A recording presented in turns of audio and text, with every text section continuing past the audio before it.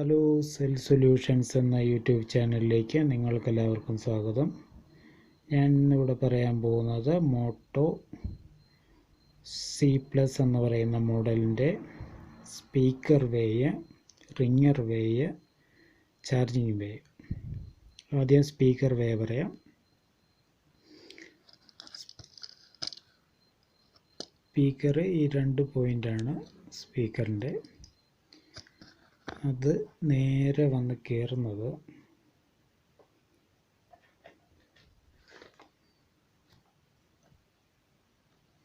ഈ ഭാഗത്തേക്കാണ്. ഈ ഭാഗത്ത് കുറച്ച് കമ്പോണൻസ് ഇരിപ്പുണ്ട്. ആ കമ്പോണൻസ് ഇങ്ങനെയാണ് ഇരിക്കുന്നത്.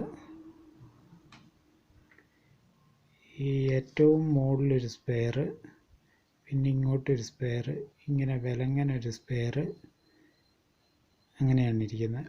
അപ്പോൾ ഈ മുകളിലത്തെ അല്ല, ഈ ഇവിടെ ഇരിക്കുന്ന സ്പെയറിൻ്റെ ഈ സൈഡിലേക്കാണ് വരുന്നത്. പിന്നെ രണ്ടാമത്തെ സ്പീക്കറിൻ്റെ കണക്ഷൻ ഈ സൈഡിലേക്കുമാണ് വരുന്നത്. അത് രണ്ടുമാണ് സ്പീക്കറിൻ്റെ കണക്ഷൻ. പിന്നെ കുറേ സ്പെയറുകൾ, അത്രയും സ്പെയറുകളാണ് അവിടെ ആ ഭാഗത്തുള്ളത്. അപ്പോൾ അങ്ങോട്ടാണ് വരുന്നത്. അതായത് ഈ ഭാഗത്ത് അത്രയും സ്പെയറുകളാണത്.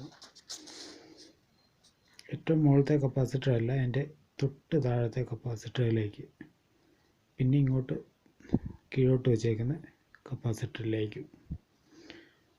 അത് രണ്ടുമാണ് സ്പീക്കറിൻ്റെ വേസ്. ചാർജിങ്ങിൻ്റെ പറയുകയാണെങ്കിൽ, ചാർജിങ്ങിൻ്റെ ആദ്യത്തെ ലൈന് നെഗറ്റീവാണ്. ഏറ്റവും ഒടുവിലത്തെ ലൈനാണ് പോസിറ്റീവിലും നെഗറ്റീവിലേക്കും കൊടുക്കുക. നെഗറ്റീവ് പ്രിൻ്റ് പോയതാണെന്നൊരു നെഗറ്റീവ് എന്നൊരു ജമ്പർ അടിക്കുക. ഇവിടെ ഈ എർത്തയിലേക്ക് കൊടുക്കുക. ഇങ്ങോട്ട് കൊടുത്താൽ മതി. പോസിറ്റീവ് എടുക്കുക. ഏറ്റവും ലാസ്റ്റത്തെയാണ് പോസിറ്റീവ് എടുത്തേച്ച് ഉണ്ട്. ഇവിടെ ഒരു കപ്പാസിറ്റർ ഉണ്ടാവും. ഇവിടെ ഒരു ഡോട്ടുണ്ട് ചാർജിങ്. അതിൻ്റെ തൊട്ടടുത്തൊരു കപ്പാസിറ്റർ ഉണ്ടാവും. കപ്പാസിറ്ററിൻ്റെ അങ്ങേ സൈഡിലേക്കാണ്, ഈ സൈഡിൽ, ഇപ്പുറത്തെ സൈഡിലല്ല, ഈ സൈഡിലേക്കാണ് കയറുന്നത് പോസിറ്റീവ് വോൾട്ടേജ്.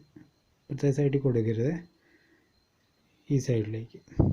ചാർജിങ് കംപ്ലൈൻറ്റ് വരുവാണെന്നൊരു ആദ്യം ഈ കപ്പാസിറ്റർ ഒന്ന് ചെക്ക് ചെയ്തേക്കുക. ഇത് കംപ്ലൈൻ്റ് ആയി കഴിഞ്ഞാൽ ചാർജിങ്, ഇത് ഷോർട്ടായി കഴിഞ്ഞാൽ ചാർജിങ് ഒന്നുമേ കാണിക്കില്ല, ഫുൾ ഷോർട്ടായിട്ട് അങ്ങനെ പോകും. ഒരു സൈഡ് എർത്താണത്, അതുകൊണ്ടാണ്.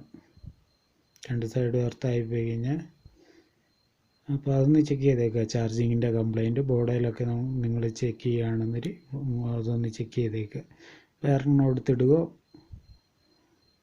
റിമൂവ് ചെയ്ത് മാറ്റി വെച്ച് ചെക്ക് ചെയ്യുക. ഈ സൈഡിലോട്ടാണ് അതിൻ്റെ കണക്ഷൻ വരുന്നത്.